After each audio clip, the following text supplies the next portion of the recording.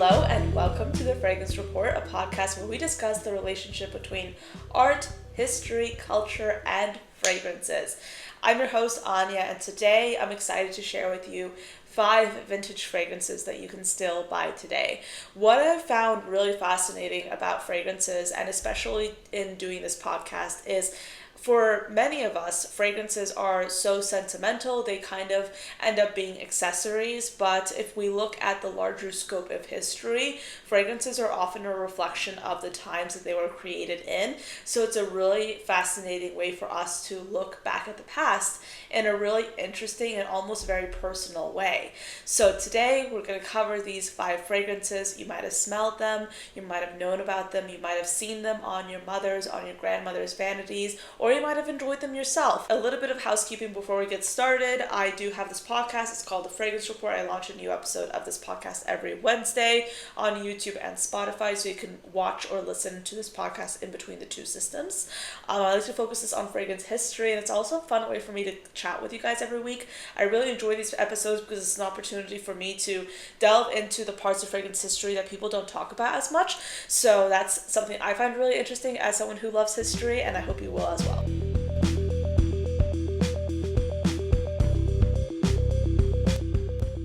As you all know, I like to start off each episode talking about my favorite fragrances of the week, and I have here a few perfumes that I've absolutely been loving. These are a mix between fragrances that are new to my collection and fragrances that have kind of been, around for quite some time. So let's talk about something that's new first. This is from Pernoire. It's called Anello. This is a perfume that they did send to me, and this is one of their newest fragrances. It's a stunning mango, pineapple, and ginger fragrance, but it's very well blended. And since all of the Pernoire fragrances are in an extrait parfum concentration, this does last all day. It's a really powerful fragrance. This is absolutely beautiful. The ginger here gives the whole fragrance a light spiciness, which I absolutely love. And I've been wearing this fragrance as my scent of the day ever since I got it. A few days ago, I filmed a video talking about some fragrances in my collection that were relatively new. So not gonna lie, you might actually see this episode before seeing that video, but I had filmed that video when I had practically just received this fragrance. So I've had a chance to kind of work with this fragrance, to experiment with it, wear it, and I will say this does last all day, and I have really fallen for this fragrance. I think this is going to be my must-have for the spring and summertime. It's a really beautiful tropical fragrance with a unique twist. So this is a citrus fruity fragrance with top notes of pomelo, pineapple, and mandarin, a mid of ginger, mango, and magnolia, and then a base of amber, vetiver, and patchouli. So, oh my gosh, that smells so beautiful. It smells so beautiful. Like, it's almost as if the mango is slightly spiced, but it's also not. This is primarily a citrusy fruity scent, but it doesn't smell as floral as you'd expect from the notes. It's definitely predominantly fruity, but it also doesn't smell like a fruit smoothie, which was kind of what made me skeptical about fragrances that even included mango and pineapple notes. But this does not give me smoothie. It gives me, I don't know, it's the best smelling version of these notes. That's the only way I can describe it. And I know that's very abstract, but this smells really good. I would recommend getting the Discovery set. You can use my code for some money off. It's down below. That is an affiliate link or affiliate code, just so you guys know. But highly recommend you get the Discovery set. I highly recommend you get the Discovery set, because this is a really beautiful fragrance. You guys should definitely try this out. You can use my code on the Discovery set. I think it's ANYADK for 20% off, if I'm not mistaken. It's going to be down below in the description box. That is an affiliate code, but I'm obsessed with this. This is so good. Yeah. Anello by Pernoire, amazing. Another fragrance that was my hyperfixation before I actually got Anello was Oris by Commodity. This just smells like crushed up vintage lipstick in the best way. And I've talked about this before. I've filmed so many videos with this already because I've just been obsessed with it. It's a really beautiful, uniquely vintagey lipstick fragrance. Yes, it's a celebration of the orris note. Yes, there's patchouli in here. But to me, this just smells like gloriously stunning, crushed vintage lipstick. This is gorgeous. And I love it. And I've been wearing it a lot. So, Orris by Commodity, this is part of their archive collection. This is a collection which normally is only available in their in-person location in Soho in New York City. Now this is temporarily available online along with the rest of the archive collection until the 8th of April.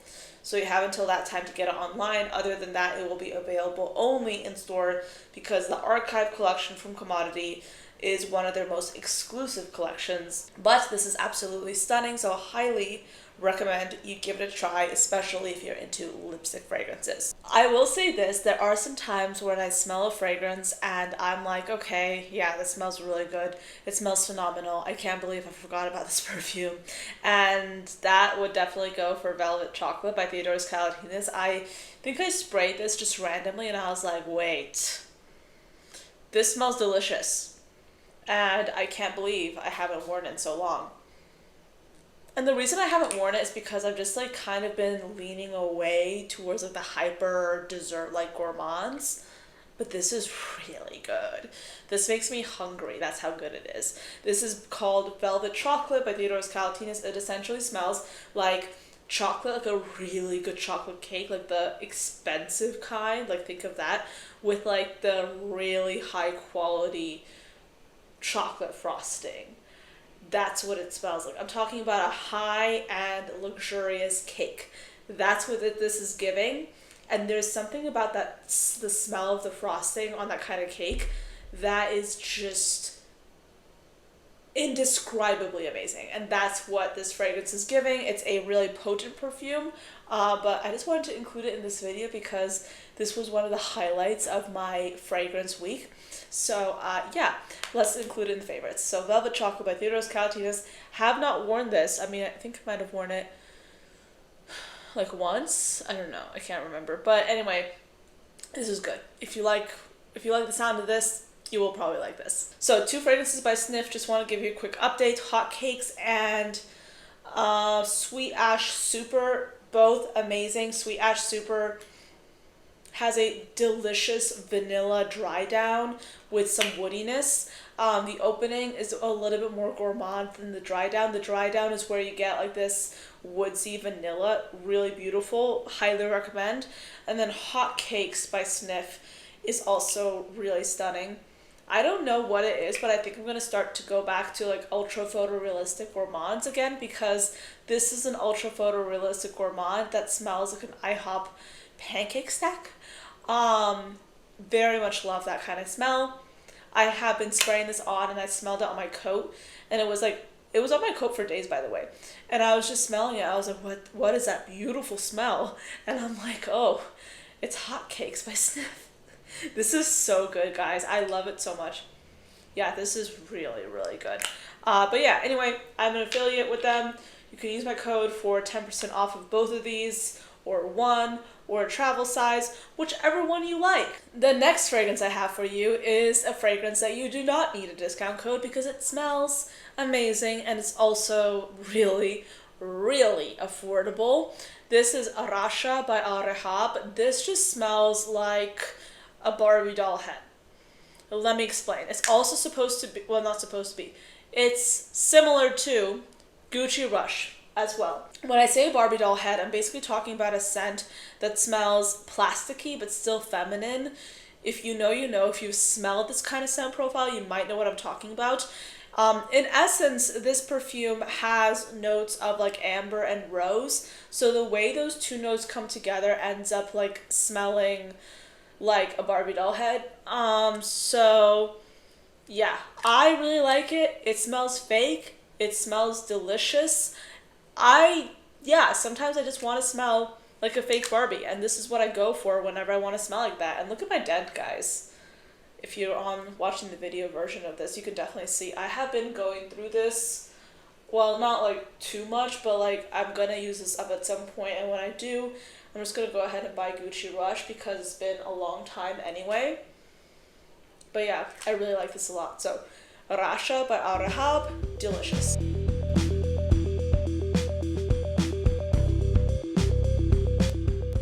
So this episode started because I was really curious about the other fragrances Chanel might have released after Chanel No. 5. If you remember, one of the first episodes we ever did was talking about Chanel No. 5 and Coco Chanel's history with the Yahtzee party, which was kind of interesting. That was like one of the first episodes we did of the fragrance report. I might actually refilm that one to put some more information in. But yeah, I was really curious about Chanel No. 5, but also the fragrances that came after it.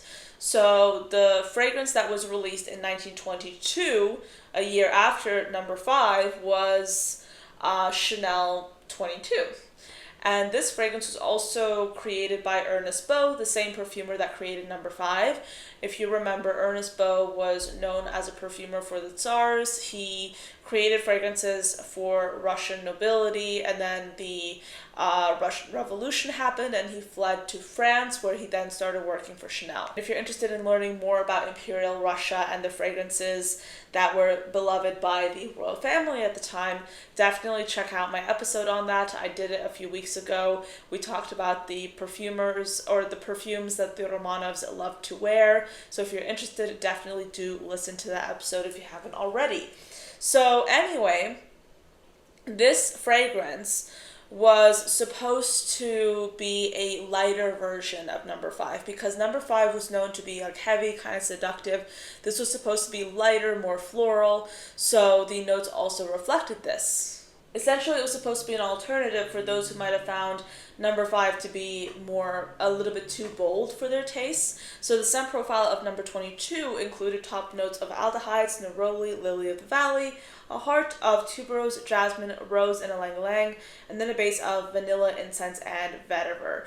This fragrance is still available for purchase if you go to the Les Exclusives collection by Chanel. It's still available for people to buy. The next fragrance I want to talk about is a perfume that was launched in the 30s. Now, this is a perfume that was launched by Elizabeth Arden, and it's called Bluegrass, and this was launched in 1934. And this is a perfume that's not as well known, so when I came across it, of course, I was really intrigued by it. So a little bit about the backstory of Elizabeth Arden as a brand. It was founded by Florence Nightingale Graham in 1910. This was one of the first American brands to actually go into the beauty category, which at this time was being dominated by French companies. So Elizabeth Arden was a uniquely American brand, and this was a brand that was a pioneer in skincare, makeup, and of course fragrance. Their whole ethos was that beauty should be luxurious and accessible. So Bluegrass was launched in 1934, and it was inspired by the rolling fields of Kentucky, hence the name Bluegrass, which is also uniquely American, which I think is quite interesting. So this was marketed as a fresh, elegant, everyday scent designed for the modern American woman, and this captured the idea of Depression era optimism. And the interesting thing about the Great Depression was that so many people didn't really have a lot of money to spend, right? It was a Great Depression. And the two categories that they spent the most on were beauty and movies. So people wanted a sense of escapism, and that's why they ended up going to the movie theaters all the time or whenever they could. And they also were buying into a lot of beauty products. So these two industries were in a way very correlated, because there was like this whole idea of like, yes, I'm going to go to see a movie, and I'm going to make myself look beautiful in my day-to-day, so I can have like this kind of escapism no matter the hardships that I'm enduring right now, and so I can be like the movie stars in the pictures. I also want to note that at this point, Kentucky was being affected by the Dust Bowl, which was of course affecting millions of people across America, but I like to think that it must have been a somewhat pleasant experience to be able to experience a fragrance that was an homage to Kentucky in a really beautiful way, even though there was a lot of hardship going on at this time. But I do want to say that the fragrance has top notes of aldehydes, lavender, and orange blossom, a heart of jasmine, rose, clove, and geranium, and then a base of sandalwood, musk, and tonka bean. And this is a fragrance that was very widely available and moderately priced. Yes, I haven't personally smelled this fragrance myself, but if you have smelled it, definitely let us know what you think. This is supposed to be a fresh green fragrance. But anyway, let's fast forward to the 1980s. We're going to be talking about Calvin Klein, and I would specifically like to focus on Obsession, one of the most iconic releases from Calvin Klein. This was released in 1985. Now, the 80s, as we all know, were a very bold and extravagant time for perfumes, and the House of Calvin Klein was actually founded in 1968, and as we all know, it was known for like its chic minimalism and kind of simplistic silhouettes. But naturally, with the trends shifting and the preferences of the consumers changing in the 80s, people were very interested in having a loud and intense fragrance, and Obsession was meant to reflect this. Also, it's worth noting that the ads were seen to be somewhat controversial. They were known to be kind of very sensual, and if you haven't seen my video on Leni Riefenstahl, her work was actually the inspiration behind a lot of Calvin Klein ads. So she was actually Hitler's filmmaker. So that's also another Fragrance Report episode that you might find interesting. Anyway, this perfume has top notes of mandarin, vanilla, basil, and bergamot, a heart of jasmine, orange blossom, and spices, and then a base of amber, musk, incense, and civet. So this is known as one of the best-selling amber perfumes of all time. Again, iconic. So next up, let's talk about a fragrance that I have with me. This is Casimir by Chopard. Again, I mean, honestly, one of my favorite fragrances of all time. This is beautiful. This is amazing. It's a stunning, tropical, ambery, vanilla, vintage fragrance, and Chopard was actually first a jewelry brand, and they're still around, obviously, but they started in 1860, and then they expanded into the fragrance market. And actually, one of the reasons why a lot of jewelry brands and fashion brands go into the fragrance category is because it's a really easy and cost-effective way for the brands to expand their customer base. Because if you are, for example, looking at the glamorous Chopard jewelry pieces, and you can't really afford any one of those jewelry pieces, but you want to have some of that glamour for yourself, a really affordable way of doing that is simply by buying one of their fragrances. And that is also a tactic that is, reflected in a bunch of other jewelry brands and high fashion brands. For example, if we look at the fashion world and all the brands that do haute couture, for instance, which is considered to be the highest level of craftsmanship you can ever do regarding when it comes to the fashion world, haute couture doesn't make any money. What does make money is fragrance, beauty, and accessories. So yes, Chopard is a jewelry brand, but like many other brands out there, they have also gone into the fragrance world. So Casimir launched in 1992, and this was inspired by Eastern mysticism, tropical warmth, and rich sensuality, apparently, and it was created to evoke opulence. So there are many other notes, but to simplify this fragrance has top notes of mango, peach, coconut, and bergamot, a heart of jasmine, geranium, lily of the valley, and then a base of vanilla, sandalwood, amber, and musk. And I always describe this as a vintage take on a tropical perfume.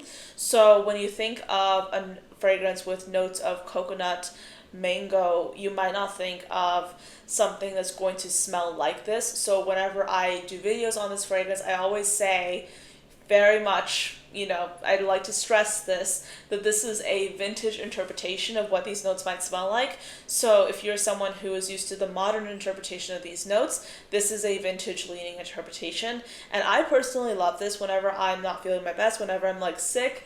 I always go for this fragrance because it feels so familiar to me. Yeah, it's a really cozy fragrance. It smells kind of like a peach tart. I love it so much. Casimir by Chopard. Another fragrance I came across and I was kind of really intrigued by it was Casual by Paul Sebastian. This was launched in 1995. Now, the scent profile of this has top notes of bergamot, lemon, and aldehydes, a heart of jasmine, rose, and lily of the valley, and then a base of musk, oak moss, and cedar. Now, the reviews that I saw online of this said that it was a soft, soapy, floral fragrance. So this also seemed pretty interesting. The bottle looks really beautiful. Let me pull it up. It's kind of like this cloudy glass with a blue stopper. It looks really intriguing.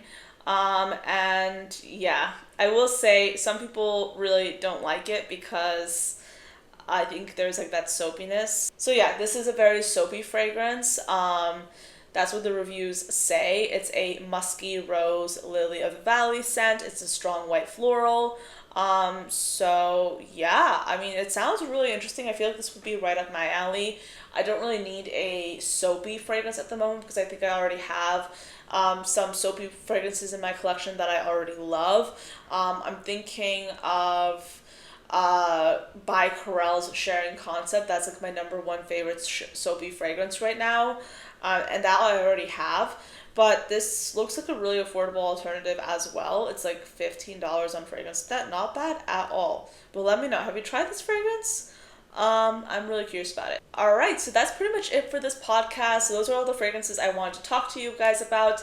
Let me know, have you tried any of these fragrances? Does this bring back any memories for you? Are you curious about trying any one of these perfumes? I would love to hear your thoughts. Thank you so much for listening, and I'll see you next time. Bye. This episode's music was brought to you by Kevin McLeod over at Incompetech. This is Beauty Flow by Kevin McLeod at Incompetech.com and is licensed under Creative Commons by Attribution 4.0 license.